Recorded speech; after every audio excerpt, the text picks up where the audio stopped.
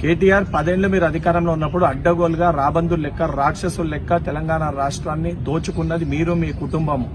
అందరూ కూడా మీ లెక్కనే అదే రకంగా తెలంగాణ రాష్ట్రాన్ని దోచుకుంటారు, అదే రకంగా పరిపాలిస్తారని భావిస్తున్నావు. నీ లెక్క అందరూ వసూలు రాజాలు ఉండరు. తెలంగాణ రాష్ట్ర చరిత్రలో తెలంగాణ రాష్ట్రంలో మీరు అధికారంలోకి రాకముందు మీ పార్టీ అకౌంట్ పరిస్థితి ఏందో ఈ రోజున్న పరిస్థితి ఏందో చూస్తే చాలా స్పష్టంగా అర్థమవుతుంది.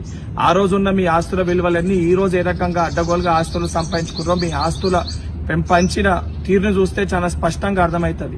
సిగ్గు శరం లేకుండా రాహుల్ గాంధీ గారిది త్యాగాల కుటుంబం, మీది రాజభోగాలు రాక్షసత్వంతో అవినీతితోటి ఏదైతే దాచుకొని దోచుకున్న సొమ్ముని ఈ రోజు చూపించుకుని రాజభోగాలు అనుభవిస్తుంది మీరు.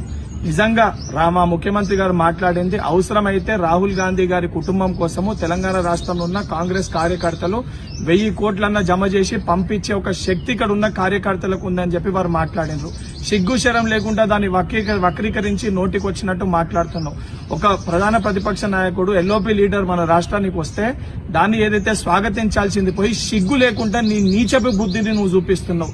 నీకు తోడుగా బండి సంజయ్ కూడా నోటికొచ్చినట్టు మాట్లాడుతున్నావు. మరి బండి సంజయ్ మీ నాయకులు వేరే దేశాలకెళ్లి వేరే రాష్ట్రాలకెళ్లి భారతీయ జనతా పార్టీ నాయకులు ఇక్కడికి వస్తే మరి మూటలు తీసుకుపోనీకే వస్తుండ్రా, లేదా కేంద్ర మంత్రులు ఉన్నారు మీరు వాళ్ళకి మూటలు అప్పచెప్తురా? దానిపైన సమాధానం చెప్పాలి. సిగ్గు శరం లేకుండా నోటికొచ్చినట్టు బీజేపీ పార్టీ బీఆర్ఎస్ పార్టీ నాయకులు మాట్లాడితే గుడ్డలోడు తీసి కొట్టే పరిస్థితి వస్తుందని చెప్పి హెచ్చరిస్తున్నారు.